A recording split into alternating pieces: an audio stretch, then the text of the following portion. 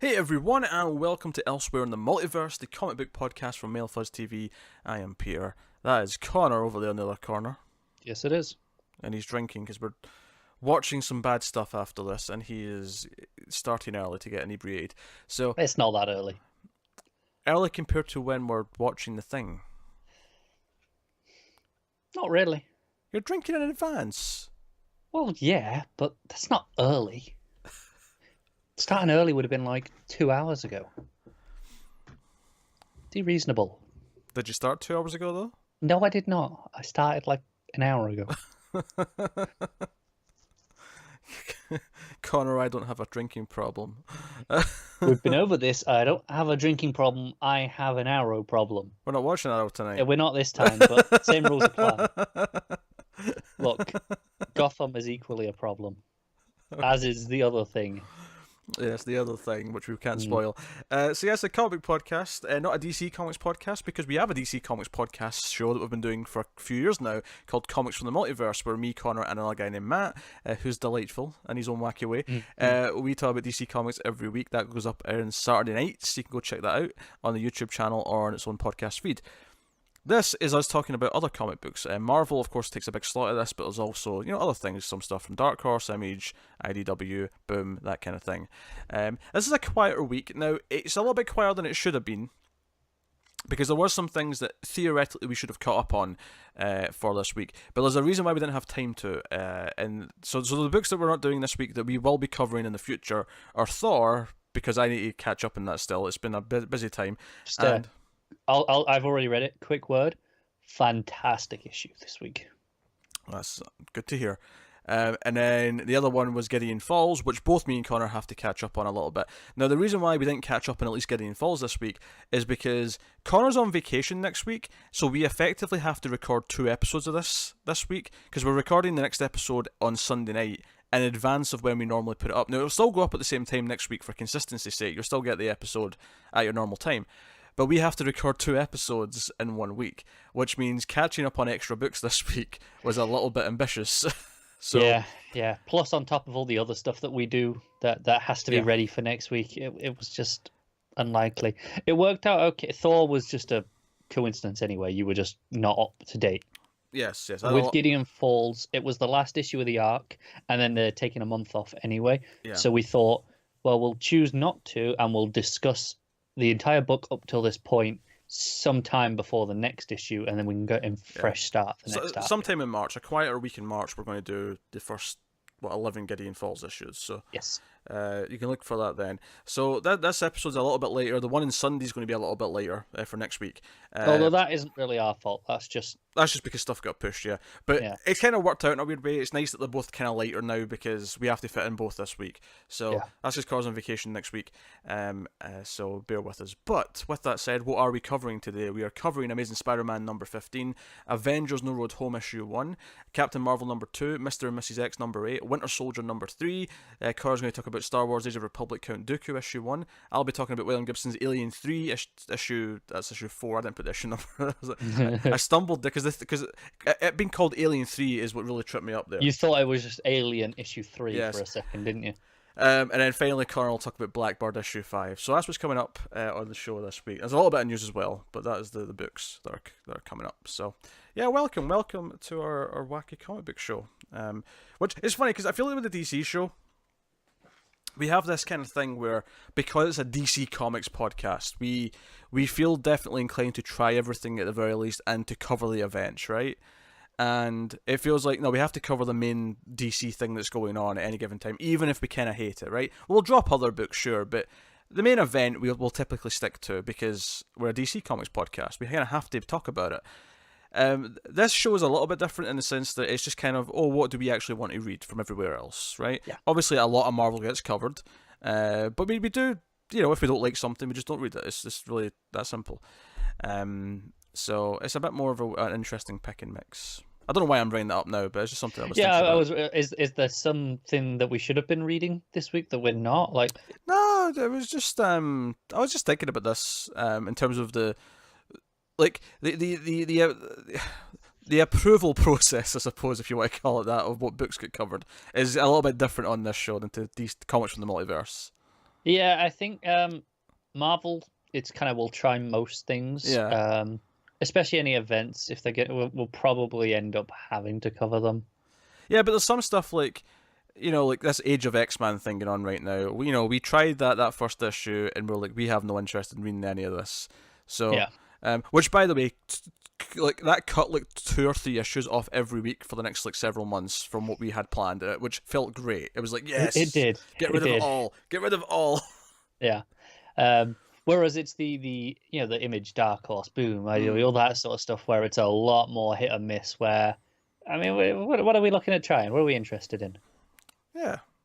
And there's plenty, obviously. I mean, obviously, there's a creator on it we like or whatever. But we'll try some wacky stuff from time to time. Yeah, we're open to suggestions of things that are upcoming. We won't guarantee doing it, but if people are like, hey, this book's coming up in the next month, are you interested? We'll look at it. Yes. So we got some news this week, and they're all War of the Realms tie-in things. All of course of them. They are. All of them. Series of one-shots to kick this off. It's a series of one-shots called Strike Force. So they're all Strike Force, like, : something. So, where are we? So, Strike Force, The Dark Elf Realm, is from Ryan Hill writing and Lionel Yu on art. I like that team. It's a good team. It's a good team. And they send a team led by Punisher into Svartalheim. There you go, thank you. To shut down Malekith's Black Bifrost. Right, so that's one. Another one is Strike Force: The War Avengers, which is led by Carol Danvers on the front lines of Malekith's war to face a seemingly endless enemy army, courtesy of Dennis Hopeless and Kim Jacinto on that book. Not familiar with the artist. Hopeless is not my favourite. I mean, so less exciting in terms of the team, but the premise sounds all right. And the third and final one is Strike Force: The Land of Giants, and it traps Thor in Jotunheim, home of the Frost Giants, from... Where's my button?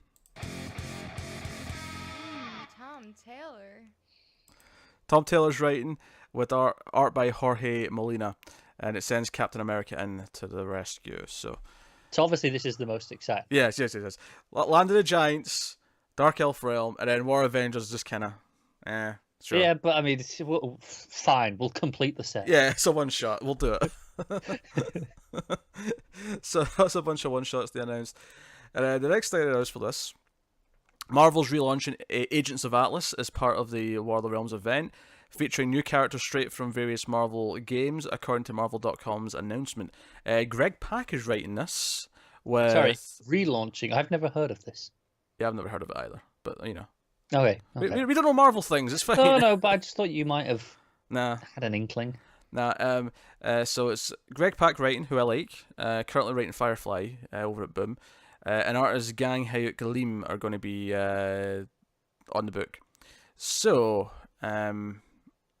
leading this new team is the Champions Brawn, aka Amadeus Cho. So I'm not used to the fact that I'm calling him Brawn yet. Like, I'm still thinking of him as like Totally Awesome Hulk. But yeah. That makes it. Pak was the one that did that Totally Awesome Hulk stuff, right? Yeah, he created them. Yeah. Yeah, I thought so. And he's going to be joined by Shang-Chi, Silk, and Jimmy Cho, along with game imports Wave, Luna Snow, Aero, Swordmaster, Crescent, and Low. So it's the Asian team. But I like the first bulk of those characters that I've heard of. Yeah. Do you know, Silk's that character I've not read anything about, but like when I heard she was getting a movie... I like in principle. Yes, I like the look of her, and I thought, that seems like a cool character. So Greg Pak's... That's cool. I like Pak. So is this a one-shot? I can't see. War of the Realms Agents of Atlas 1 is scheduled to debut in May, with a second issue to follow. Yeah, this is a one-shot. This is a miniseries. So I was going to say a second issue to follow. This is a one-shot. Yeah. So I meant miniseries. All right, it's miniseries. Yeah. Well, it does note the end here on Newsarama. The publisher hasn't disclosed if this is a limited series or an ongoing. I'm fairly certain it's going to be limited. Or even if they claim it's an ongoing, yes. It'll get 6 issues. If it's lucky, very lucky, like 12. Yeah. That said, 5 is their standard mini length now, right, Marvel? So maybe it only gets 5. Oh, true. Well, that's how they justify calling it an ongoing. If it gets to 6, it's like, well, it's over 5. 5's our mini number. It's just true. They're not wrong. Yeah, and then also launching out of War of the Realms as part of that event is a new Giant Man title. Do you know, before we even talk about this, is why I never read Marvel events. And I say that as I'm actually looking forward to War of the Realms because I've been reading Thor for the last, however many years. This does feel like a lot. Holy shit, it's overkill. Yeah, because there's at least 4 or 5 main books that are tying in, and then there's like several. Because they already had like a bunch of minis start in the first month of War of the Realms. They did, and at the bare minimum, you have what? Thor and Avengers at the bare minimum. Yeah, we know we've got 2 issues of Iron Man from Gail Simone. Yeah, there's some Venom tying in, and there's some Punisher, I think, tying in, if I remember right. Yeah, so that's like 5 books already. And then there was like 4 minis, I think, in April. There was a handful of minis, yeah, starting. And now oh my now god, we have 3. We have 3 1-shots, another mini, and then this mini as well from Giant Man mini. They flood the market and know that completionists will buy it. Right, so the 4 characters that are going to be in this are going to be Giant Man, Raz Malhotra, Goliath, who's Tom Foster, Ant-Man, Scott Lang, and Atlas, Eric Justin. Not to be confused with Atlas, Agents of Atlas, which is the other book that they're... I am literally only familiar with Scott Lang, though. I think I've heard of Goliath, but... I've heard of the code name. Sure, you never heard of Tom Foster, though. That's same goes for Giant Man. I know the code name, but I don't know who this Giant Man is. Recruited by Freya, the 4 heroes are sent to save Florida from the yoke of Malekith's forces, who have renamed the Sunshine State as New Jotunheim. That's kind of funny. Do you know what? I'm getting a trend here. Almost all these tie-ins are part of Malekith's army or in a place. So these heroes go and fight that part of the army. Yeah, it's mighty convenient, that, isn't it? Yeah. This is a 3-issue miniseries called Giant Man. It's written by Leah Williams and drawn by Marco Castiello. Issue 1's out in May. All right, cool. Not familiar with the team. It's worth mentioning we're like on the eve of solicits here. The issues, the solicits are expected any time now, essentially. So we'll definitely be talking about them in the next episode. Frankly, we'll probably check once we finish recording, just in case they went up a little bit later than we expected. But they will be this week, so they will be on the next episode. So that's the news. That was the news that stuck out to me anyway on my my browse through Newsarama. Was that it? Well, I mean, we could mention Jessica Jones and Punisher getting cancelled at Netflix officially. And what a surprise. The only surprising thing about this is that they bothered announcing it now instead of waiting until after they aired. That is the only thing that's surprising. Jessica Jones, Punisher's already aired, obviously, of course. Oh, has it? Yeah, that came out in like November. Well, what can I say? I wasn't excited or wanted to watch it in any way, shape, or form, so it kind of...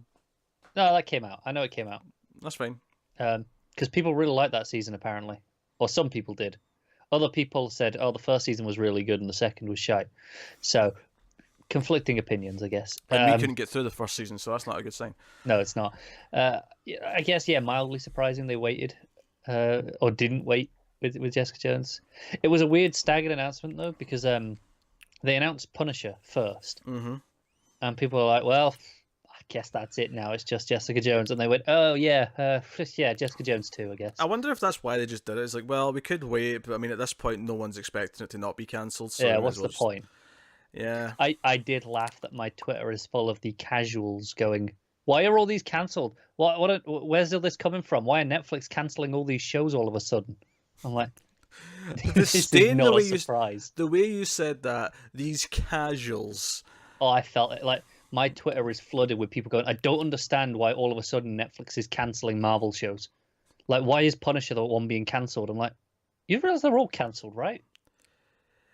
For anyone who doesn't know, and this is going to be the briefest... We're not talking about this. I'm just going to summarise this very quickly. Disney are starting a new streaming service called Disney Plus. They also own the majority of Hulu. It makes sense that both Disney and Netflix do not want to continue their partnership because Disney have their own formats and platforms to put their shows onto. So naturally, it's coming to an end. There's been disputes. They've ended it. That's it. We're done. Even if you just disregard the I said we're done. Side of it, I said we're done. Even this is a side tangent to that. Even if you disregard the Disney service, Netflix in general have been getting rid of a lot of things that they don't outright own. Was it American Vandal? Is that what that one was called? Yes. The true crime spoof. Even that where they didn't fully own it So they just went, nah, forget it. There's a bunch of them like that. They want all their content to be stuff that they have the total control over. Okay. Well, there you go. So that was pretty interesting. So we can actually talk about books then. We will start off with the Amazing Spider-Man issue 15. Nick Spencer writing, Chris Bachalo on the art. Now we know Carr doesn't like the art on this. I will say it is marginally better than the last issue. There wasn't like the notable panels that I really had a problem with last time. There was nothing like them sticking out to me. No, exactly. There wasn't the huge objective problems, right? That there was in some of the last. I still don't like the style, so but I can say it's better, right? Because in terms of what it's going for, I didn't feel like there were things that didn't belong in the way that they did last issue. Yeah, so Spider-Man's clearing out the restaurant that collapsed at the end of the last one, and Taskmaster and Black Ant are kidnapping Rhino, and Rhino's yelling for help for Spider-Man. And Spider-Man kind of has to pick between him and saving all the people in the restaurant, specifically May. Yeah. And he makes the call, even though he's not happy about it. But he's digging through the rubble, and he's, I guess you could say he is surprised, but he shouldn't be, to find that May is basically leading the charge of getting everyone to safety and like arranging what they should be doing and refusing things like to go first. Yeah, it's like no, I'm going last. Get all of them up. Yeah, I definitely liked this issue more than last one. I thought it was just a tighter story overall, and I liked what it was doing character-wise. I'll agree with that. Barring a few bits here or there, like starting with the lizard stuff. Sure. Like who cares about the lizard family? The lizard kid who snuck off to a party and is probably going to be in the crosshairs of a certain hunter. Almost certain. By next issue. And that's my thing with this. It feels so like, oh, well, I guess we need to set this up and we're wasting time on it. Do you what I actually will say about this issue that I really like? Is I'm actually quite excited for Hunted or whatever it's going to be called. Hunted, I think, yeah. Yeah, the upcoming story we're creating. Because, the end of this issue sets up that he's going to trap everyone in New York City. Yeah, I'm excited because it'll be a different artist. Maybe even Central Park itself. Like, I'm wondering if he's just going to dome Central Park. That'd be an interesting idea. And he's just going to hunt people, all these, animal-based villains through Central Park.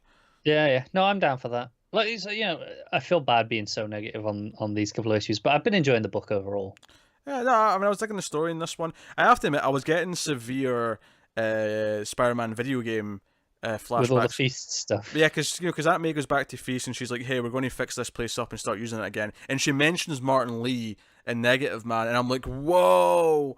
And there's actually something else I really want to say about that game, but I can't because Carl's not finished it yet. But there's some... And also, respect for the audience. Sure. I'm just saying, though, I can't even talk around it. You'll get what I don't care. Just say it. You'll get... Spoiler warning for Marvel Spider-Man video game. Okay, I'm going to talk around it as best I can. So mailed. But let's just say there's something that happens in that game that is kind of being teased right now in the Spider-Man comics. And while I don't think they're going to do it, it's funny that they're teasing it when they're also bringing up all this other stuff from the game. When in the game it happens. So I'm intrigued. I'm intrigued if they're going down a path. Does it involve a certain character that was in the other book? The other Spider-Man book? Yes. Okay, that's fine. I know what it is. That's cool. Yes. It's been long enough. It's on me. It's not just that it's been long enough since it came out. It's been long enough since you've had it and been playing I've had it since day one. Yes. Yeah. So no, I like that her side. I like giving Aunt May something a bit more proactive to do. I think that's. Yeah. No, I agree. Do you think that the game's success has anything to do with this decision? The idea of, hey, do you know what? That probably drew in a lot of new people. Let's give them something familiar to latch onto.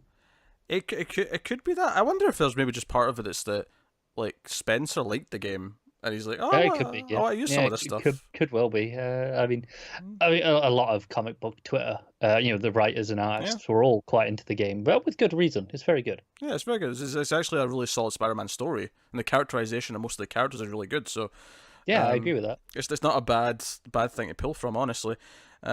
So I think I'm digging this as like a little mini event we're doing in Spider-Man, even though I think it's stupid that they're numbering extra issues and just make the book weekly for them. I guess it's just like these are the ones where the regular artist isn't on. I get that's why you're doing it, but wasn't there something about the Hunted issue? One of them with an artist change or something. Oh, there probably was. It was in this last week of news. I'm gonna have a quick scan and see. You look for that. It's small fish. It was, yeah. But no, I'm digging. Do you know what I like about it? It feels like an 80s like sci-fi action movie setup where there's a dome put over like part of the city, and like the villain's going to hunt the hero and other characters, and the hero's going to have to protect them. You know, it's got a little bit of a battle royale thing going on. It's I'm digging the setup for it. I'm into it. I am too, and all the animal villains is a nice idea in general, right? No, I'm quite into the concept in general. Because the other villain thinks that, you were buying this dome because you want to protect your homeland. He's like, no. This is for their homeland. Yeah. He wants to hunt them on their ground. I like that. I'm actually quite... This is the reason the news stuck out in my head, this Hunted issue. It's 18.hu. Yes. So just to reiterate what was going on here with this numbering before you tell us what the news is. So... there's going to be a few extra issues of Amazing Spider-Man called like 18.hu, 19.hu, which, are just, you get issue 18, and then the following week you'll get issue 18.hu, and then issue 19, and so on. It's basically just a way to make the book weekly for like a couple months. That's essentially what's happening, but yes, what is it? But without just giving it extra numbers for some reason. Yes, I don't know. Because comics, right? Because I liked this when it was about not tying in the main book to the other event that's going on. So the extra book was called dot something because it's what they should be doing with War of the Realms. Those Iron Man issues. I mean, I'll let Iron Man slide because it's clearly because Slot's having some issues with the scheduling. But Venom, for example, yes, right? Just do an extra issue that month called Venom, whatever dot Realm, yeah, whatever you want to call it, WR, whatever they go with, right? Instead of, oh no, this is your issue for this month. Yes, which is always frustrating in any event. It is. No, it's always, even if you're liking the event, it's frustrating when it interrupts your story. The only time it makes sense to me is when it's like, I think Avengers and Thor are fair game because they're directly tying in, like, anyway. Same writer, yeah. Yeah. It's like when Forever Evil was happening at DC, I had no problem with Justice League and JLA being, like, integral to what was going on in that for those months. Like, it made sense. It does, yeah. But anyway, just this news. No, the reason I was glad is because Ken Lashley is replacing Chris Bachalo on the art. Unfortunately, Bachalo remains scheduled for 19.hu, but I will take what I can. Yeah, I hate Bachalo though, so I'm okay with him still being on some issues. I do. I know you do, but yeah. And there was way more time with Spider-Man in the suit in this issue, so a lot of my human problems weren't. Which is what you particularly liked last issue. Yeah. I think in the suit, Spider-Man looks quite fun. It's not my favourite look for Spider-Man, obviously, but I think it's a solid one. Fair enough. I agree that this is just a taste thing for me. At least this issue. It's not that, this is actually really bad art. It's just not for me. Yeah, no. And as much as you said you didn't like the lizard stuff, I think here it was much better paced in the sense it was just a page or two at a time. It would never feel like it was, because I remember the start of that last issue, it felt like that dinner scene was like pages and pages. It felt like half the issue. And it wasn't really, but it felt like that. Yeah, exactly. That's never felt like that to me, though. It felt it frustrated me a little in that it felt like it was dragging me away from the more interesting things. Mm-hmm. But it was better. Okay. It's what I love about just to go back to the whole Martin Lee Negative Man thing when May mentions him. Martin Lee built a great thing here until he became overrun by his demons or whatever, and you see Negative Man. I love that I only understood those two panels because of the game. I never knew who Martin Lee was before I played that game. I honestly think they might be banking on that. But very possibly, yeah. People know who this is now. Yeah. I really think that might be an element. The one thing we've not really mentioned yet is that the homeless man that May was helping turned out to be someone that Peter worked with at the Bugle.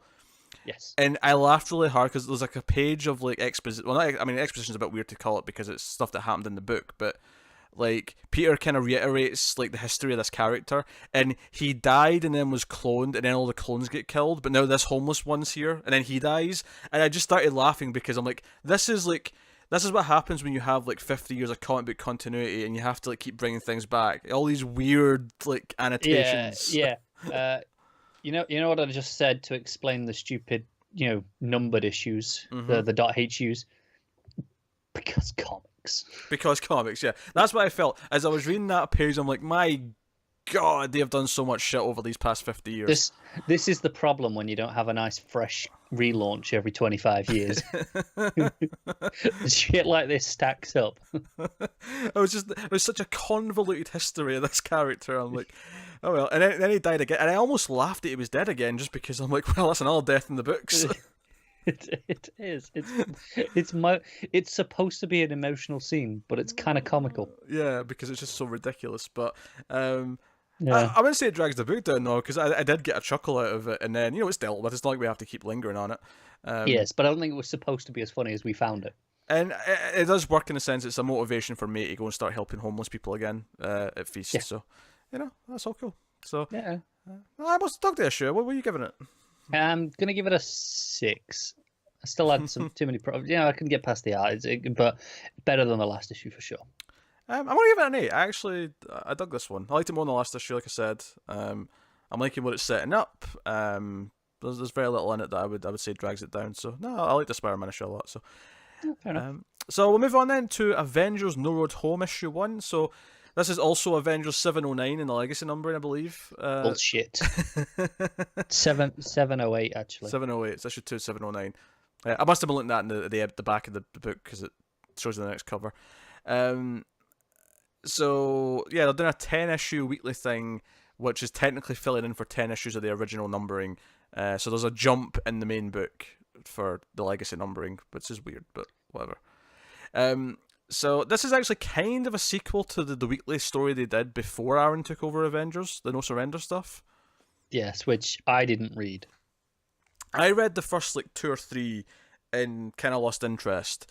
Interestingly, when I read of that, it had this Voyager character show up, and it was pretending she was always an original Avenger, and it was meant to be confused. It was basically like Dawn in the hit television show Buffy the Vampire Slayer, where it's like all of a sudden this person's been retconned into history, and it's like, who is this person? I knew you were about to do that. As soon as you started that story, I was like, I know where this is bloody going. That was a fair one. Give me another example that I could have used for that. Give me time. I'll come back to that. So it's like, okay, so we find out she's actually the daughter of the Grand Master. Well, I mean, you find out in that story. I read that in the recap page of that. Which is very helpful, might I add. Yes, I mean, I'm not entirely sure who the Grand Master is, barring this recap page. You saw Thor Ragnarok. Is that Grand Master? Okay. Jeff Goldblum. I'm sure that's what they're talking about. I mean, it probably is, but it was cosmic entities, the Grand Master and the Challenger. was that's the first sentence of the recap, and I'm like, okay. Yeah. Oh, it's worth mentioning the creative team on this. Al Ewing, Mark Waid, and Jim Zub are all writing, and then we get art in this issue by Paco Medina. So, yeah, and I like 2 of those writers quite a lot. As do I. Jim Zub, hit or miss. Yeah. So here's the thing. It started off with Hercules, which is a bad thing for me. Like, I was ready to say, okay, I'm not reading the rest of this. This series. Do you know what? I'm going to tell you the biggest problem with the first bit of this book. Go on. It's the roll call page, because I knew exactly where this first story was going because of that roll call, and that frustrates me. Okay. Because what do you mean? Because you knew he was going to run to Rocket because he was next to Rocket. Yeah, as soon as it started, I was like, "Oh, okay, this is Rocket," because that's the order they were in there, and I'm like, couldn't I mixed it up a bit? So I didn't think that immediately. Alphabetical order. That would have been nicer. Or put Hulk at the top because he's the most famous one, for example. Maybe I've been an idea. Yeah, that's fair. It just felt very distinctly of like, this is the order of appearance. I don't give a shit about Hercules. Like I I was just kind of like not into most of this. It felt kind of like a, the humor felt kind of like Thor-esque in a lot of ways, and I was just kind of like, I'm intrinsically more appealed to in this sense. I'm a fan of mythology things in general, and when they do any sort of take on that, I'm immediately going, okay, what are you doing here? So I mean, I like Hercules well enough. But I like Rocket, so once Rocket was on the page, I was kind of like, oh, okay, there's Rocket, okay. Yes, not a dog. Not a dog. Which, that just felt like a riff to me on the Infinity War joke with Thor thinking he was a rabbit. It did a bit, yeah. Yeah, it felt they were just doing that joke, which I thought was a bit weird. But yeah, we get Hawkeye and Scarlet Witch, and they're just meeting up and chatting about old times, and she's giving him some of his old stuff back. And should mention this is Clint Hawkeye. Yes, it's Clint Hawkeye, yes. Because we actually have to specify now. That's true. And Vision's like dying, he's not taking any energy as well, so other characters try to help him. But a bunch of characters who I'm not as familiar with, admittedly. No, the woman here, let me go back to the roll call quickly, because I'm sure I've seen her. Yeah, Spectrum. I'm sure we've seen her somewhere recently, because for some reason... I know who this is, Monica Rambeau. She's Carol Danvers' friend.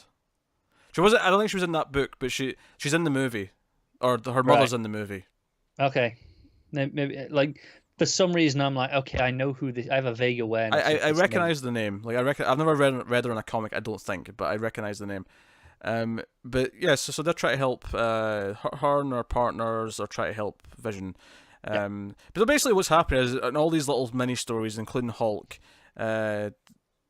is that the basically the sun goes out, everything goes dark, and we find out later on that this is not just like Earth. Everywhere's went dark at the same time, and this is when Voyager shows up to recruit Hulk, and then I really like the moment with Hulk when we're introduced and stuff starts going wrong, and he's like, "Oh no, I'm still in hell," like playing off of that last arc of Immortal Hulk. I think the fact that Al Ewing's one of the writers on this means that he knows exactly what he was doing. Yeah, that it carries over quite well.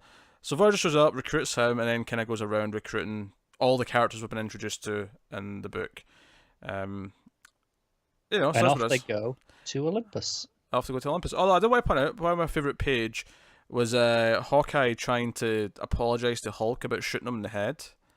And Hulk's like, no, you're going to come along with us. Because Voyager doesn't want him. V'ger from Star Trek, the motion picture, doesn't want Hawkeye to come, and Hulk's just kind of there. He's like, "You're coming, and just to hope you don't ever find yourself with me, or I'm going to settle it." And he's got his hand around Hawkeye. I say his neck, but it's really his whole shoulder. It is, yeah. I like when he put his hand on his, ruffles his hair. Yeah, as they're going. Like, come on. I love the idea of Hulk just trying to be a bully and scare the shit out of Clint for like the whole of this book. That'll be delightful for me. Also, Hulk and Rocket being kind of buddies is also amusing to me. Yeah. Out of interest, where did Clint's bow come from? He's in civvies. He's in civvies, yeah, when the portal's opening. And I can buy the t-shirt, it doesn't really match the colour of what we saw underneath, but I'm like, sure, whatever. You had a t-shirt on underneath that. But the bow. When the portal's opening, he's in civvies, and then the very next panel they're coming out of the portal, and he's got a bow. Because comics. Fine, I guess I can't argue with that. I mean, yeah, it is what it is. So they go to Olympus, and they're trying to find out what's happening. Hercules finds his sister. What's her face? Athena? Thank you. I'm assuming it was Athena. I can't remember. Yeah, it was Athena. Yeah, it was Athena. Yeah, and there's like, okay, what happened? Who did this? And he's like, oh, we can't say her name. But then Scarlet Witch says her name. She says Nyx. And sure enough, the final page is Nyx showing up with her hand through Wanda's head, saying, "You're right. She should never have said my name." So that's what's funny about this to me? The whole Olympus is being dead thing is, how we've been saying how Avengers has been one arc behind Justice League? And now it's one arc behind Wonder Woman. It kind of is. Oh, yeah, it's kind of funny how it's a similar thing in Wonder Woman right now. Honestly, like I thought I enjoyed this more by the end of it than I thought I was going to, based on the first couple of pages. Now, admittedly, it's a very simple issue. It's just it is kind of a roll call in and of itself, and it's very fractured. Yeah, it's like here's like 5 pairs of characters, and then the Voyager's going to like go and recruit them all one by one, kind of thing. Yeah, and brings them together for the one cliffhanger at the end. So they're a team, and here's the villain. So it's kind of like. It feels... I mean, I guess it's fractured because there's 3 writers on it, as well as having all the characters split up at the start. But it also has that weekly book feel where it's like, okay, it feels like a little bit shambolic. Yeah, I will say I didn't feel the 3 writers as much. It felt tonally very consistent. It was just, I'm pretty clear, like, okay, one writer wrote this scene, another one wrote this scene with these characters. That's no surprise. But they felt tonally consistent. The dialogue felt consistent across them. It was just, it felt fractured in that we were just jumping from character set to character set until we got to the end. Yeah, I'm down to read the next one though. Like yeah, me too. I thought it was fun enough. It's not blowing my socks off or anything, but there was nothing particularly troublesome in the art either. I don't think it wasn't blowing my socks off, but. No, my concern is it's a weekly book. Yeah, it'll be different artists almost every issue. It'll be all over the place, potentially. I imagine this artist will maybe like do 2 or 3 issues, not necessarily back to back. It'll be like 1, 4, and 8. Yeah, something like that. Yeah. I think we'll just have to accept that and hope the story's fun.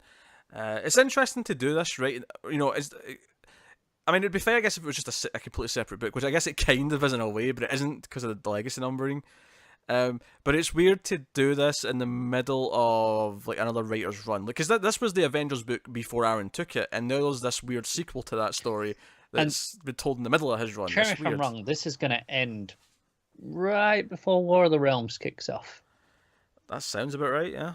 I mean, War of the Realms in about 2 months. This is just over 2 months of, so maybe just after actually. I can see it lining definitely definitely in the early stages of that event. It's kind of weird. It feels like just a romp for a crash grab's sake, but it seems like a fun romp. So if it's a fun romp, I can't really complain too much. It's the sort of thing where if it goes downhill after a couple of issues, and and it feels like, oh, this is all fractured and different writers.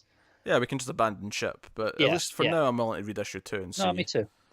See how it progresses. But yeah, so not great, but not bad. What are you giving it? I give it a 6.5.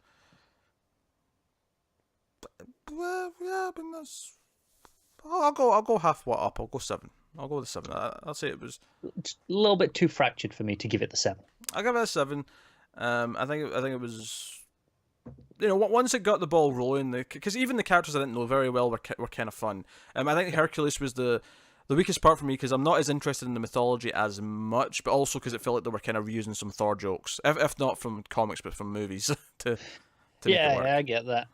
I guess you just wish it hadn't started on Thor. Set you off in not Thor. You didn't Hercules. Yeah. Set you off in a bad place. Yes, but so we'll see. We'll see how it goes. That'll take us on to Captain Marvel issue 2. Kelly Thompson writing with Carmen Carnero on the art, not Carnerp as my typo would lead me to say. So we ended the last issue with Captain Marvel jumping into this force field / portal, and it felt like she was in a post-apocalyptic wasteland of some kind. This issue reveals that it's not actually the future so much as that there's like a barrier that's created a bubble. Yeah. And time is moving much quicker in this bubble. So when she gets in there, like Spider-Woman's been in there for weeks, and she arrives and there's already this kind of resistance growing. Only women can move through the portal, and it seems like Nuclear Man is wanting a bride. Because at one point one of his robots says, "Oh, don't damage the bride," and then Carol realizes they mean her, and she's like, "Bride? Oh, hell no." Yeah. This is not happening. And there are still men in this world. At least one we know of. Well, no, they mentioned that they're all locked away, right? They think that. They've not seen them, though, right? Well, true. From what they've heard, there's men in there, but they're not even sure if they're alive. They're not sure if, whatever. Yeah. Presumably, these are mostly the people who were there in this area when the barrier was activated, rather than, the women can actually actively come in. Yeah. Although notably, it's other than her, no one's been come in for weeks, so that could just be the time difference. I'm inclined to think the time difference in that it's just when it's off and on. So Yeah, so some fight with Nuclear Man at the start, and then the allies show up, and she learns about their underground hideout and all of their, the survival instincts. We learn about what was the character name here? Was it Echo, the deaf woman? Yes, I think I so. want to say Echo. Yeah, that was the one I didn't know. But they've already been in here, and it's basically getting her up to speed and kind of learn about what the status of the world is. And I think one of the things we liked the first issue, but it felt like it was a bit overstuffed. I think this one was a lot more focused in saying, okay, here's what we're doing, here's what this arc is going to be. And I guess it just depends on, do you like the idea of being in this bubble and having this kind of like post-apocalyptic like rebellion story? Yeah, I'm okay with that. Yeah, I'm alright with it too. I'll tell you what, the one thing I really didn't like about this book, and it's one thing, it's one page, is the page of just the the city outside the barrier. That felt really awkward. Like, I guess we have to follow up on that. Which one? The TV stuff at the start, just the Oh crowd no, talking? not that one. I forgot the about Avengers. that one. The Avengers, and they were like, "Oh, vampires!" You say, "All right, we're pissing off." We're leaving. And I get it. It leaves She-Hulk left alone there. She stays, but it still felt like a really weird page that felt absolutely unnecessary. Yeah, because She-Hulk next issue could just be like, yeah, the rest have to go off and fight some vampires. There's a vampire war happening. Stuff took precedent. Actually, Joe, what I love about it, I just noticed that in this skimming through it actually, is that when she's getting shown around the base, one of the cars they've got is clearly like a ridiculous Mad Max looking thing. Yeah, I caught that. Yeah, so I like what they're doing with this. I like the style. So the base gets attacked by robots, and it's like, okay, right, we've been barely surviving, but now we have Carol Danvers, and they also mentioned that a lot of their powers are diminished. So they're like, hey, Carol, are you still feeling up to power? And she's like, I don't know yet, but I'm not going to tell you if I am or not. She says she's not feeling 100% internally. Yeah.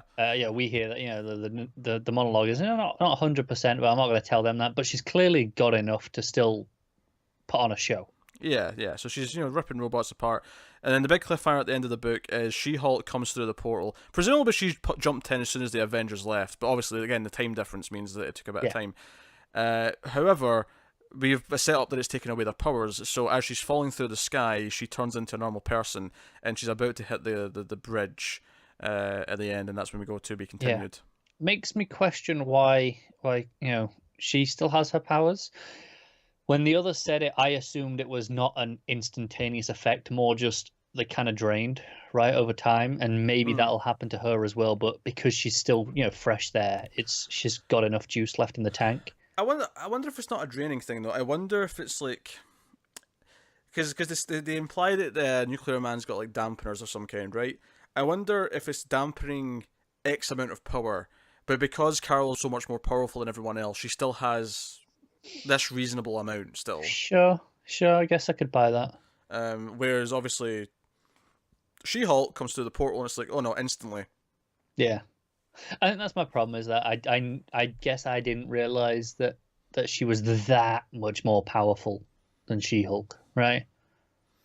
Or any of the others. I didn't think it would be, she's okay, but then everyone else instantaneous. Maybe it's the type of power where it comes from. It could be, yeah. This might be something the book explores, don't get me wrong. It might be, yeah. I like this issue quite a bit, actually. I thought it was tighter than the last issue. I'm liking the world building it was doing. I like characters like Hazmat that I never really knew before this. Like, I'm kind of digging her. Yeah, I'm into. There's things that I question the logistics of. Like, if you look at that last, everything's a wreck. That bridge looks like it's been like that for centuries. Yet we're told this is about 50 days.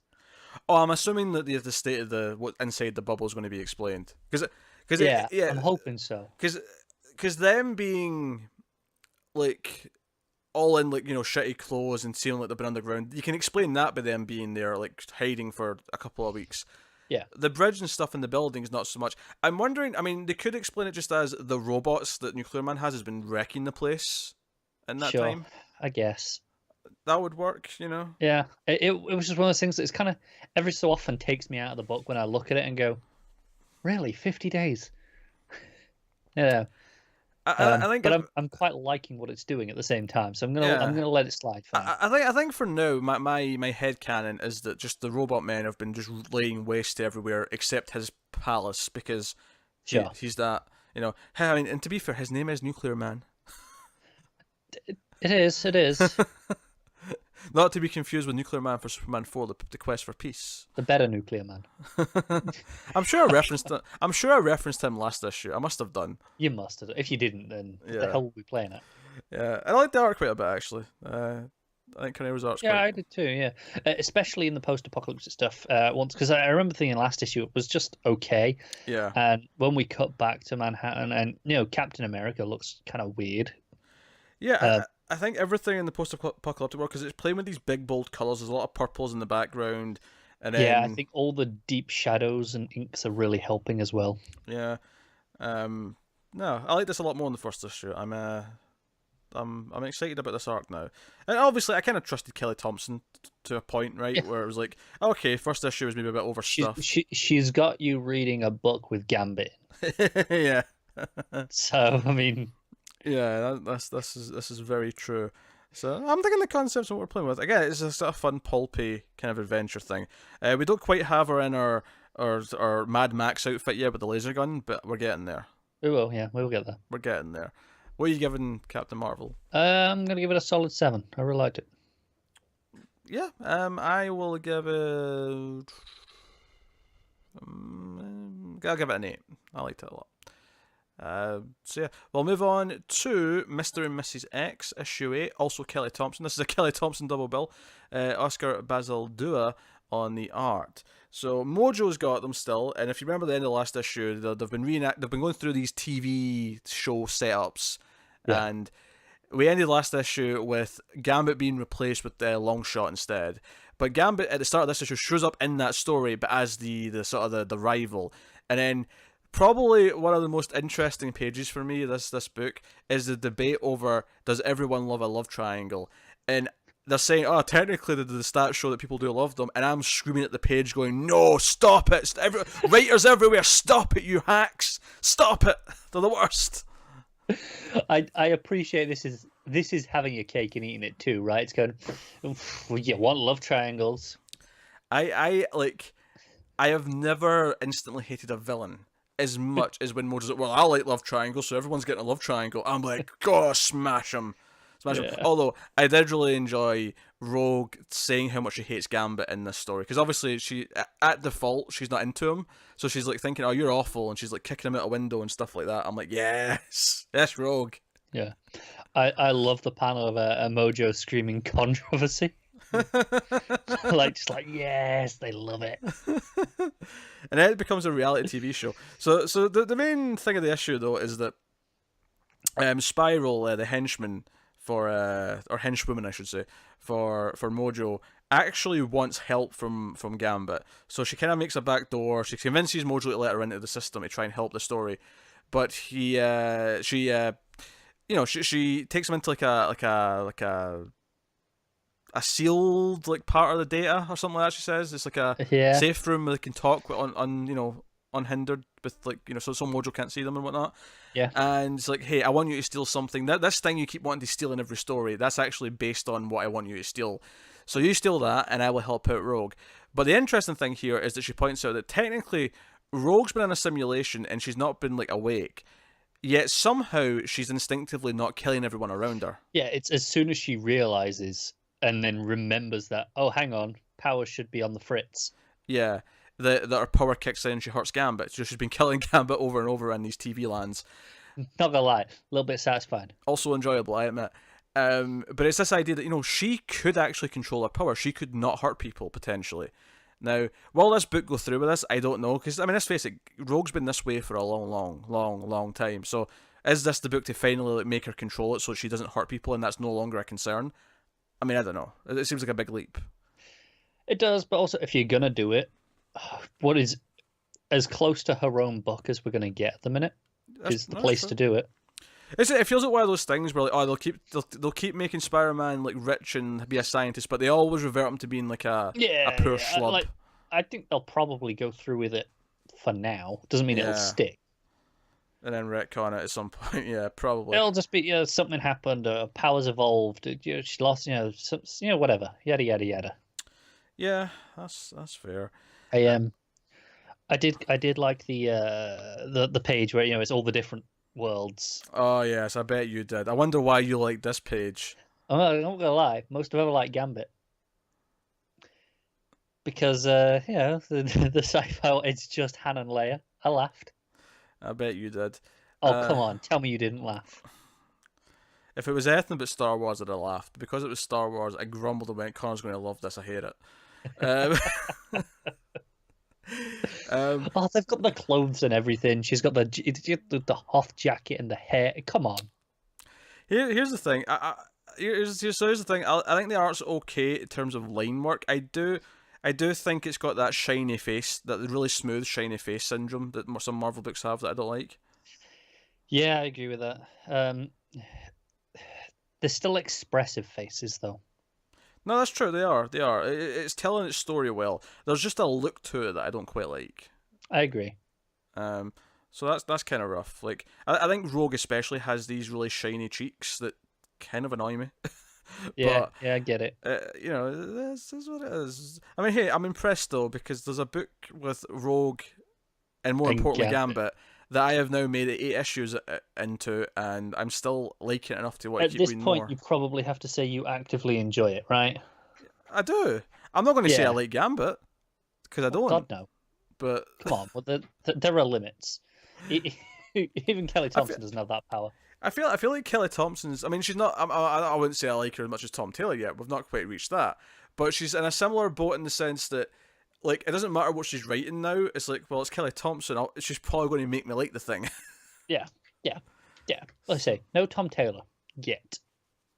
She could get there. She could. I feel like I haven't had anything that I've loved as much as what I've loved from Taylor.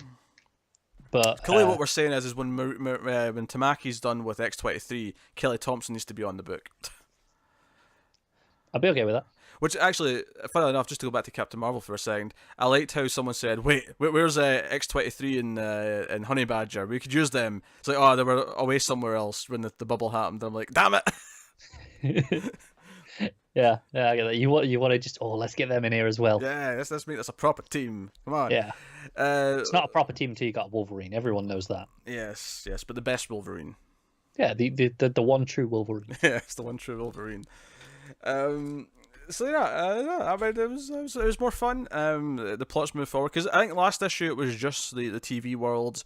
It didn't really get us to a point where it's like, okay, here's where the story's going. It started off that way again, but by the end of the issue, it's like, okay, here's a clear direction. Here's stuff that makes it relevant, and obviously by the end, Gambit's in the real Mojo world trying to steal this thing. So that's what he's off to do. Yeah, this might be one of my favorite issues in a while of this book. That's fair. Yeah. It's really solid. It's like I said, it's got the direction of okay, we're moving it forward. It's still got the character work and revelations for Rogue with her power. There's a lot of stuff going on in this one, and it's enjoyable at the same time.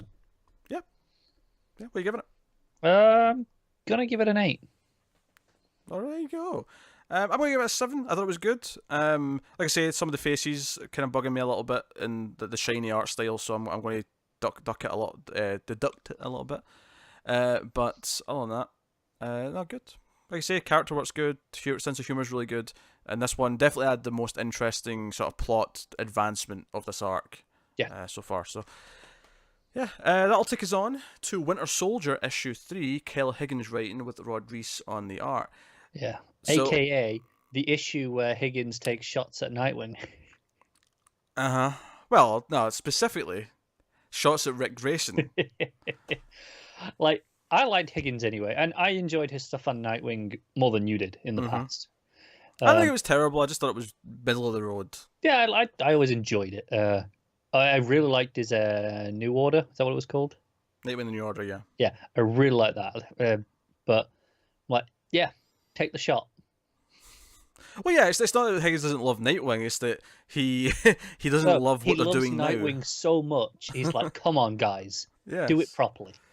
So this issue of Winter Soldier, he's was it DJ or RJ, sorry. RJ. Yeah. RJ is the kid, and Winter Soldier's trying to he's got him in therapy. He's he can leave at any point if he wants, and it's like we're trying to make you trust him. And I like this issue quite a bit because I felt like it was like, okay, how do I make this kid trust me? He's putting up defense. He's like, every time that the kid felt like a dick, they kind of explain why he's a dick and why it's justifiable that he's being this much of a dick right now. Yeah.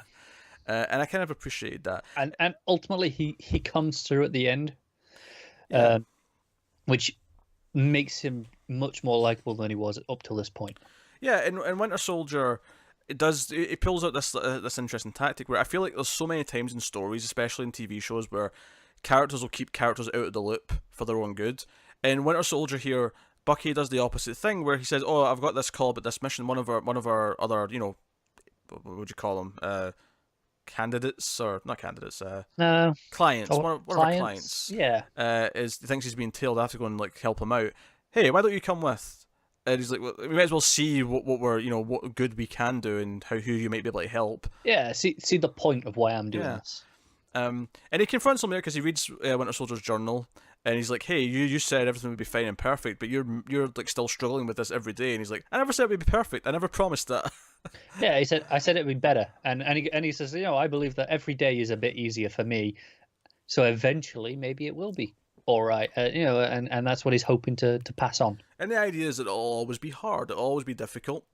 Yeah, but the idea, but there's a support system to help. Yeah, he's saying, "Hey, you don't have to be RJ if you don't want to. Hydra gave you that name. You could be anything." And that's when we get the joke about call yourself Rick to even take off the K because it make yourself hip.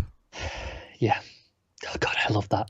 I read that at about 2 a.m. in bed, and I laughed so hard. I thought I was going to wake up the girlfriend. I really did. I don't know how I didn't. It caught me so off guard. Yeah, it just kind of comes out of nowhere. Art's really solid, I think. Yeah, it's on par with the last couple of issues.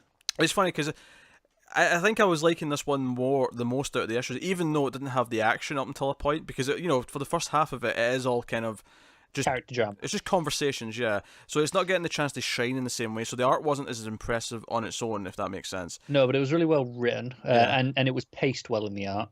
But who is he? What is he? The Spotty Man? The Spot. Is it just the Spot? Okay. I think it's the Spot. Although I do want to give a shout out to the page where RJ goes in to get the diary. There's nice shadow work in that page. Yeah, there is. You can from the desk lamp. Yeah. Kind of the illumination is done really naturally. It's really good, yeah. So they're going to protect this guy, and the Spot shows up, and Bucky gets his arm ripped off, which is funny because earlier on he was arguing with Tony he doesn't need a backup.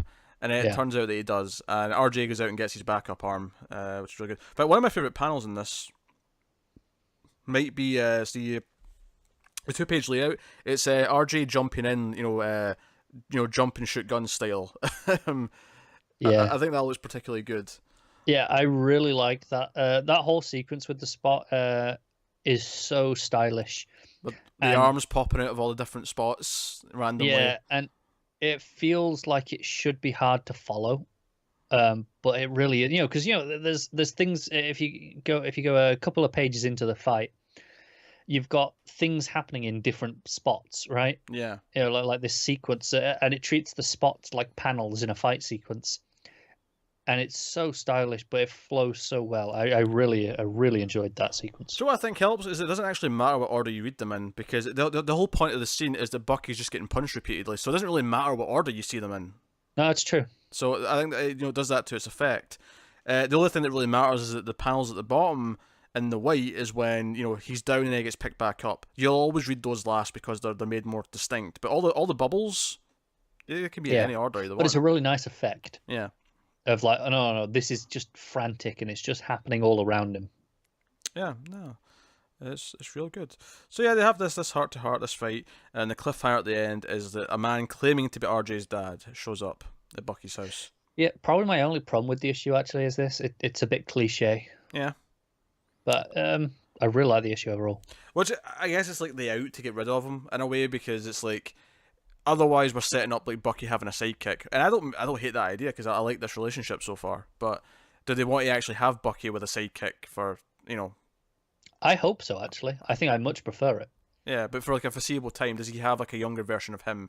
Which I like in the sense that because he's like helping this kid go through what he went through. It's kind of like Batman having Robins. He's helping kids who have lost parents. He's doing a similar thing. So I dig that idea. So, but this feels like an out. Assuming he is the real dad, it feels like he can go off and live with him and never have to see him again. So I hope Yeah, that's not the case. But I agree. I think part of the reason I say it's cliche is that it's probably not the real dad, yeah, it's right? probably not. Yeah, Hydra sent someone. Yeah, yeah. Never seen this before. Hmm. But hey, no, good issue. What are you giving it? 8.5. I'll agree with that. 8.5. Good. So, It's real good. we'll move on then. You will talk about Star Wars: Age of Republic, Count Dooku, Issue 1. Jody Houser writing and Luke Ross on art. Yeah. Are you getting sick of reading those titles because they're so damn long? I am getting sick of hearing about Star Wars every week on this show. I'm not gonna lie. Okay. I was a little concerned going to this. You know, the last one I said was the best issue yet of these series. It was the only one that rose above being like, yeah, I mean, it's all right.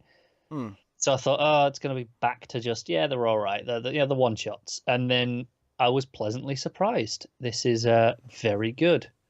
Well, it's Jody Houser. I mean, what? Well, no, but they've all been Jody Houser. Sure. And and most of them were like, yeah, they're all right. They're always enjoyable, at their worst. But and they've never, there's never been, oh no, this is rough to read, because Jody Houser, right?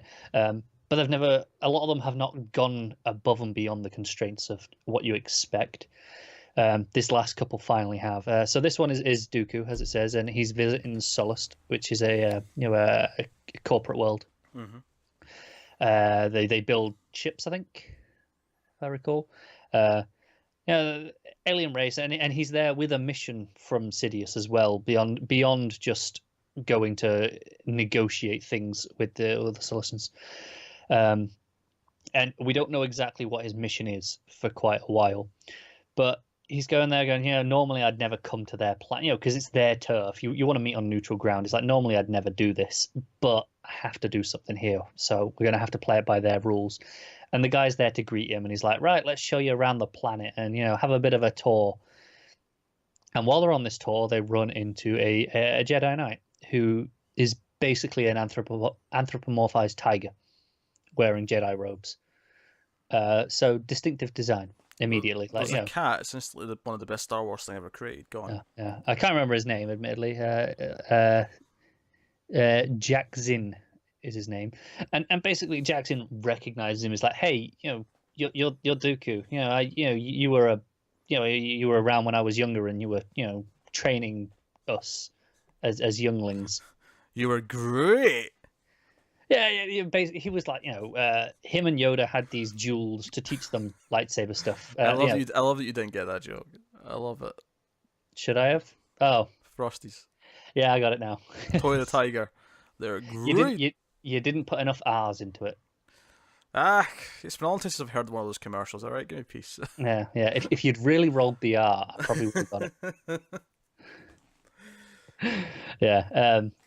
So you recognise him, looks up to him, and Dooku's like, "Hey, why don't you come along to dinner, and we'll catch up." So they go along, and he's a Jedi there from the Council. He's obviously on a mission, so Dooku talks to Sidious. Is like, "Hey, do you know what's going on here?" And Sidious is like, "No, I got nothing. They didn't tell me. You're gonna have to just find out for yourself and hope it's not a problem."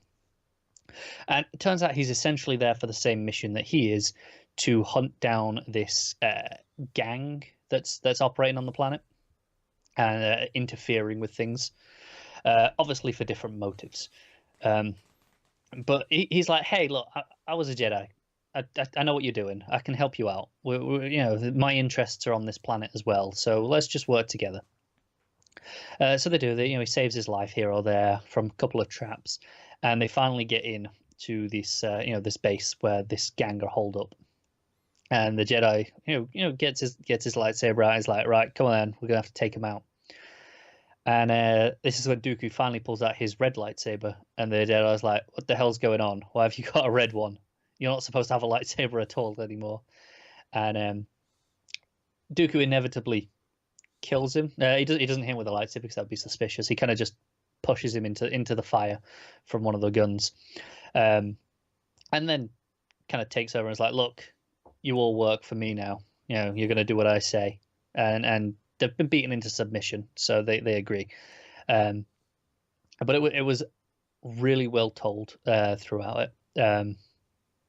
The actual end point doesn't actually come to much. It's not like, oh, this big overarching story. It's maybe setting up things here or there, like, oh, there's this gang that they had involved that could get followed up on somewhere. I kind of hope it does, because it's interesting.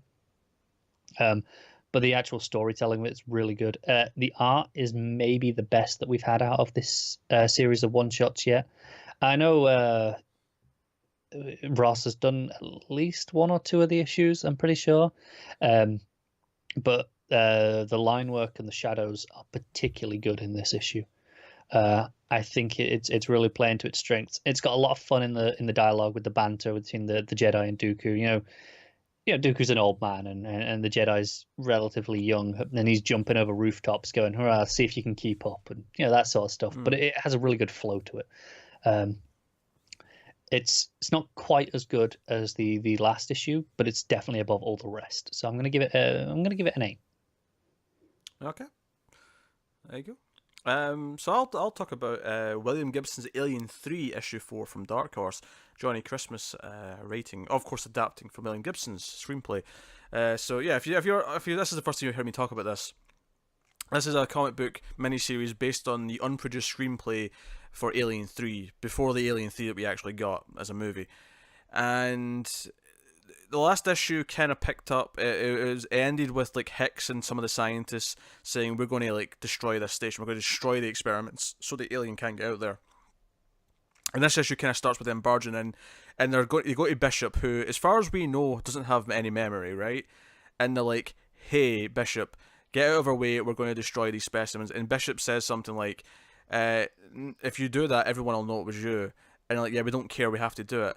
And you sort of pause for a second, you think he's going to stop them, and he's like, well, I was about to do this anyway, but, I didn't care if anything happened to me, but now you're all implicated. So it was like, Bishop was kind of playing dumb. Bishop was intentionally going to ruin all the aliens. The big what the hell thing that happens in this issue is that we get a new type of alien birth. We have two characters who essentially birth a full-grown alien, and the cover kind of implies it, is that basically their skin just kind of rips off and their head gets kind of mangled, and eventually like a full xenomorph is kind of like born out of them, as it were. This is one of those things that on concept I'm already cautious of. do you know what I mean? Like, yeah. I'm like, okay. Well, no, they kind of like, they seem to imply that, like, there was weird experiments going on. They were doing things with cloning and things like that, and this is why they've ended up, infected in such a way where they've given birth to a full alien instead of the typical baby and so on. And that's all fine. I think it did kind of strike me off guard. I think the problem with these being monthly is that I was trying to remember specifics about, like, what's different in the testing they've been doing, and I couldn't quite do it in my head. I couldn't quite. I think part of the problem here is, it's a movie script. It's not designed. So, it's not designed to be monthly. No, that's true. So I like everything from the other side of things, where Hicks and the scientists are like, right, we have to blow this station up. It's the only way to be sure. Which felt like a callback to the line in Alien. What's interesting though is Hicks just puts Ripley's coma sleeping body into a cryosleep escape pod and just ejects her. So Ripley seemingly was never meant to be a big part of this movie. I wonder if at one point when they were writing the script, they didn't think Sigourney Weaver was going to come back. And that's why she was kind of given this weird kind of... She's still alive, she can come back in the next movie, but she's not going to be a part of this one, really. And Hicks kind of becomes the main character. We'll leave it open if she wants to come back, but if not, well, she just floats through space. Yeah. So that happened, but, Hicks and Bishop are kind of leading the charge with the scientists, and I like all that stuff. I like the proactive stuff. I like them like thinking of what their plan's going to be. Okay, we're going to blow the reactor. That feels a little bit similar to Aliens in a way, because that's kind of what they did in Aliens. So you can kind of see one or two of the reasons why they didn't want to take this script. Maybe a couple of too many callbacks, and then maybe the alien like bursting out of the human. One would have been a really cool, interesting effect at the time because it had been done practically. Yeah, definitely. But you can see why it's like, my first reaction when I heard it. I was like, does that work? Yeah. I think this could have worked in a movie. I think the weird thing about reading it in a comic book like this years later is that I'm like, like if a comic book did this, now this gets away with it because it was meant to be a movie script. And if you told me that what the third Alien movie was going to add to the myth, because Aliens added a ton of stuff. It added the Queen, it added all these extra things. Added the idea of the hive kind of mentality, right? If they said, oh, Alien 3 is going to add this thing where because of some of experiments, these people are just going to like birth into full-grown aliens, right? Almost their skin's just going to rip off, kind of. What do I compare it to? It sounds like a snake shedding its skin. Kind of, yeah. Like you've still got the entire thing left behind, like with the the human skin. Yeah, I'm thinking But like the new practical one comes effects from like Hellraiser mixed with a little bit of the Thing kind of thing. Okay, yeah, I can see it. Like if you told me, okay, the third movie was going to add that to the mythology, and that was going to be like how it escalated in the third one, I'd be like, okay, like that's the sort of thing where if it had been pre-established, I might be okay with it. But there's this weird thing where when you do like more alien stories in another medium, such as comic books, is that you kind of view the movies, at least the first two anyway, in this case, as the Bible, right? They establish the rules. The comics aren't really allowed to change them too much, or it feels wrong. Yeah, you have to not feel like fan fiction. Yeah, and you can certainly do new things and add new things, but it can't really. You can add you can create great new characters. You can create new companies and worlds and places to go. Sure, and you can add things to the mythos. You just can't break the rules, which kind of what this feels like, right? Yeah. So it's this weird thing where I'm not mad at the because obviously this was just in the script. This is just telling me what the script was going to do, and I'm like, okay, that's interesting. So it kind of falls into this place. I said this back in like issue 1 and 2 when I was talking about it. Is that even when I don't like everything in this, it's still it's great to read because it's like this is interesting. That's how I feel about the Star Wars script that Dark Horse did a few years back. In that there's a reason it went through more revisions, right? But it's interesting. It's this historical thing, yeah. Right? I mean, this is very interesting because it's like the final movie we got was not even based in the script. It was nothing like this. This was scrapped completely, and they redid the whole thing. And it's like there's things here I like more. I mean, I probably would have liked this movie more than Alien 3 we got, to be honest. Alien 3 was not great. Yeah, there's more things in this. The fact that Hicks is the main character, kinda. Bishop's back full on. All these things. Some of the new characters seem cool as well. Yeah. There's more things in this I like than I think I like in Alien 3 proper, but so there's one more issue left. Is that it? There's just 5 issues, I think, yeah. All right. So we'll see how it wraps up and what the ending's going to be. But yeah, so basically there's a ship coming into the station in 3 days' time for refueling. And they're like, hey, if we don't exist, if we've blown up the station by then, can they get back to somewhere else so they're not all dead? Because it's a colony ship with like 300 people on it. Right. So it's yes, we want to destroy this so the aliens can't spread, but we don't want to sacrifice all of those people. Yeah, and like, nah, they should have enough fuel to at least go back where they came from. And it's like, okay, cool. So if we get into like a little shuttle and survive for a few days, they can pick us up. Like, we can hail them and we'll have an escape route. So that's the plan right now. And I like this. This is the sort of stuff I like in movies like this. Is the survival element. It's like, okay, let's form a plan, and it may not all go to plan, but it's gonna go wrong because that's how it works. But it's the idea that they're at least thinking it. Yeah, it's the proactive side of things. I like that and these kind of things. I agree with that. It's the survival horror element, if you will. So no, I dig it. So yeah, I don't love everything in this issue, but it's all interesting. It's got this weird get out of jail free card, because it's like even if it's not good, it's interesting. Yeah, I know. I get that. Like I said, I felt the same with the Star Wars one. Is that it's not good. It's clear that this is a movie script split up. They've tried to adapt it, but it's also far from the best Alien comic I've read. Like there's tons that I would recommend before this one. Yeah, because they're just good on their own. But so that'll take us on then to the final book of the week. This will just be Connor. This is Blackbird issue 5. Sam Humphries writing with Jen Bartel on the art. Take it away. Yeah, so we're picking up right after the last issue, where Nina found out that her mother was alive and was, the big paragon with the great beast. And this picks up right after that, and naturally, this book pretty much started with the great beast kidnapping her sister, right? And that was what kicked all this off. Now knowing that the great beast was with her mother, it leads to the sister being alive. So she comes and visits her, and it turns into a bit of a fight. She gets angry of like the idea of no, we were supposed to be sisters. We're supposed to trust each other. We were looking out for each other, what are you doing? And yeah, there's a lot of little funny lines in this that add up to later on. So I'm going to jump ahead, just tell you something that the cat that's been talking. Mm-hmm. Turns out it was cursed. It was cursed to always lie. So everything that it's said, it's been the opposite that it's meant. So it adds this interesting spin looking back, because there's a bit in this where Nina, she's grabbed a handful of the gems, which are the catalysts for the magic, and she goes to use one against her sister, and the cat goes, "Yep, it's a real good idea to use magic against your sister." And he goes, "Wait, yeah, definitely use that gem. That's going to terrify her." And she does it, and a bunch of cats appear and come and just go and lick her, just regular cats. It's kind of just this complete non-moment, and it's played as a comedy beat, and the sisters just laugh. It's like, "Oh really? What are you gonna do? Get me with cuteness analogies."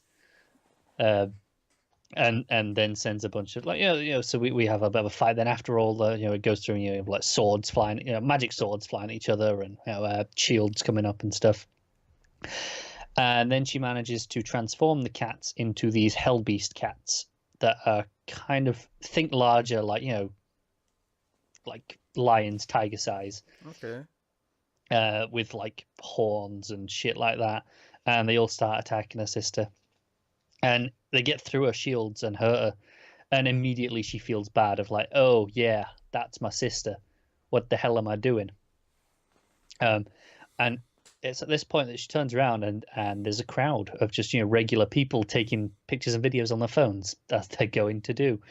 So she runs off. She runs off onto the subway and ends up at a bar.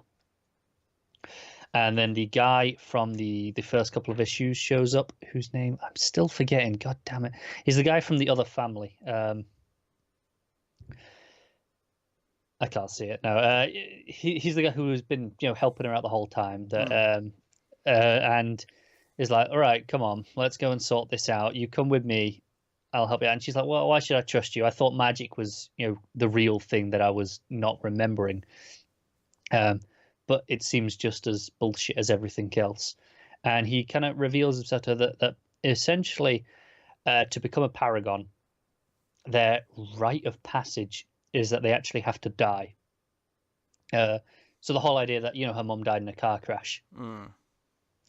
She did actually die. It's not just, they fake it. They have to go through with it, and then the magic they go into this magic world, and it kind of makes them immortal in a way. But when his was planned, something went wrong. He was in, he was also in a car that was in a crash. Maybe that's something they do on a regular basis. I don't know. It's an easy way to fake it.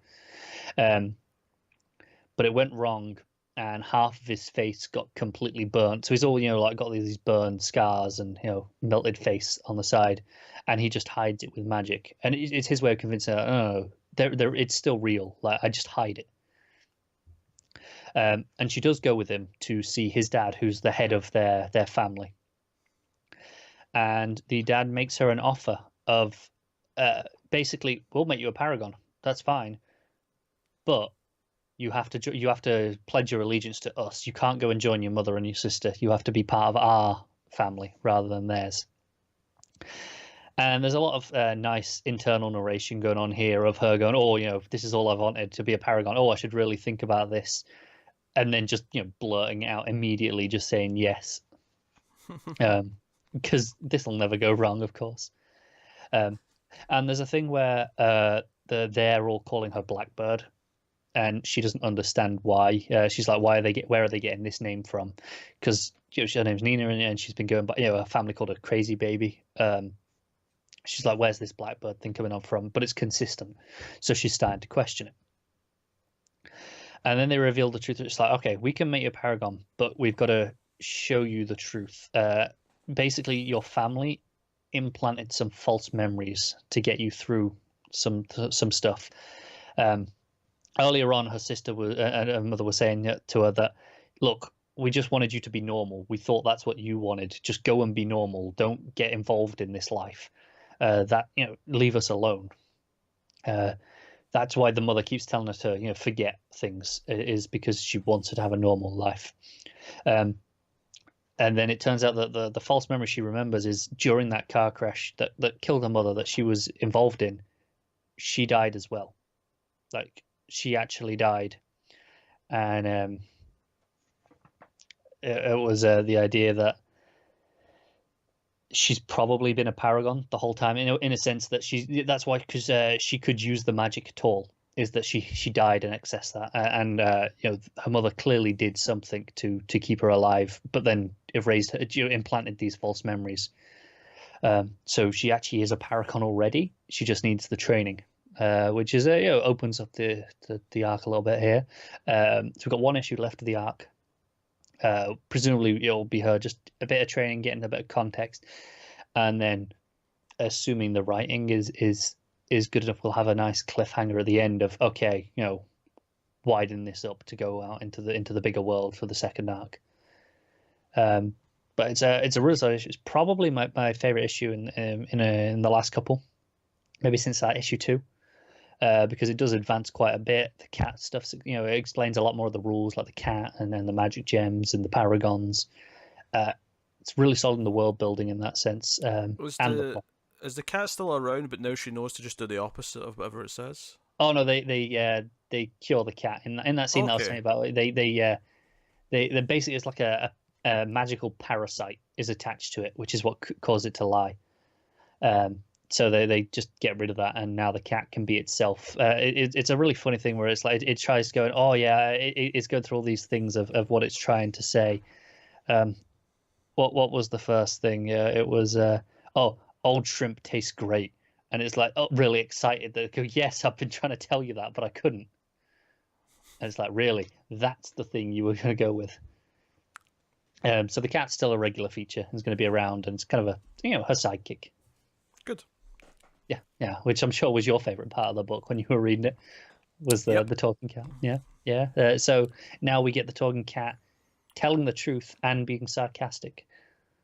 So yeah, I'm gonna give it a solid 8. I'm digging it. Cool. All right. Well, that was the last book of the week, which takes us on to the section of the show where we pick our favourites of the week. We pick our favourite panel / moment, our favourite art, our favourite cover, and our top 5 books. So that's what we're going to do. What was your favourite panel / moment, Connor? I hate to be a cliche, but it was the Rick Grayson dig in Winter Soldier, because it caught me off guard, and I was in hysterics. Yeah, that's fair. I will say though, that is only because we're not covering Thor yet. Because if you'd been caught up, sure. Oh boy, that's fair.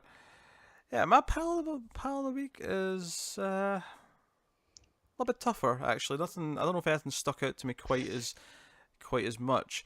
No, I get that. That's why I kind of went with that, because it was the easy option of nothing else really jumped out at me.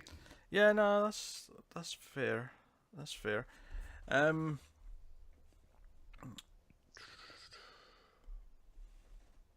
Watch me stall as I glance at a couple of things that I think are maybe candidates. Yeah. This is real entertaining. Shut your ginger whore mouth. You could have come in prepared. Despite the fact that we do this in every episode of every comic book podcast, You never come in prepared. I forget we do it until the second that we hit the last book. Do you know what the worst part is? Yeah. 9 times out of 10 I do as well. This is the first time ever where I read that late last night and went, that's my panel. That's my moment. I knew it. Like, that was it. I never have that. I never remember to think about it as I'm reading the books. I flick through them as we're talking about them, and even then I forget. It's when we get to this moment at the end where I go, oh shit, yeah. And on the other podcast, it's okay, because I can go, Matt, you go first. Yeah, you don't have that safety net here. No, I don't. You don't indeed. You got anything yet? Yeah, I've been rambling away trying to help you. No, I think I'm going to go with the end of the Spider-Man. Yeah, I like that reveal. I like what it's doing and what it's setting up for the next arc, because I'm looking forward to that arc now. It got me excited for that arc, because I got, like, it's not just been this vague hunting thing, and it was like, no, now it's like the Running Man in you New actually York. get what it is. Yeah, I get what it is now, and I'm kind of excited. So I think on that, I'll give it to the final reveal of Amazing Spider-Man. Favorite cover of the week? So this is easy for me actually. It's the variant to Blackbird. It's by Jane Frison, who did a lot of the Wonder Woman covers for like the last like 30 odd issues or whatever it was that she's been doing them. Yeah, that's It's a great cover. fair. Alien 3 is pretty good. I think Winter Soldier's pretty good. I think Spider-Man's got a weird disconnect with the background, but I think Spider-Man himself looks really good. Let me go and have a look. Yeah, I agree with what you just said. It feels the like depth is wrong, isn't it? it feels slapped onto like a Photoshop background, but the actual Spider-Man himself looks quite good. Yeah, I agree with that. Yeah, Captain Marvel's actually kind of cool as well. I think I'm going to go with Winter Soldier though this week.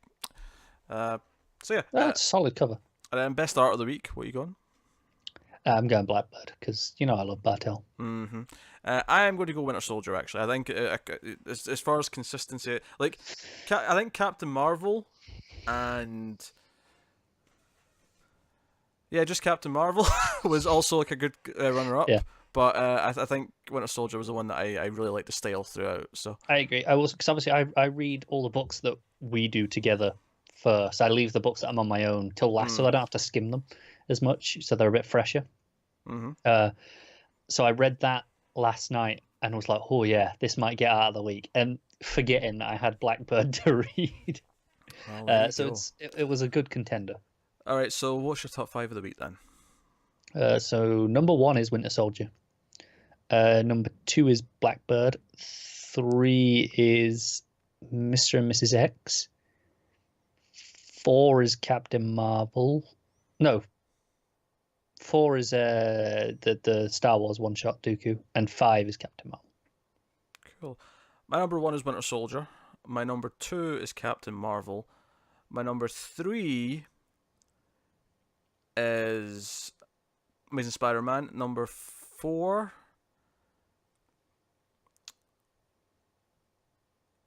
is... This is getting tougher.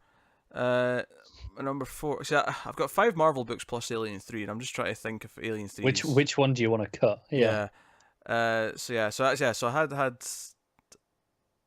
had Winter Soldier, Captain Marvel, then Amazing Spider-Man. I think I will put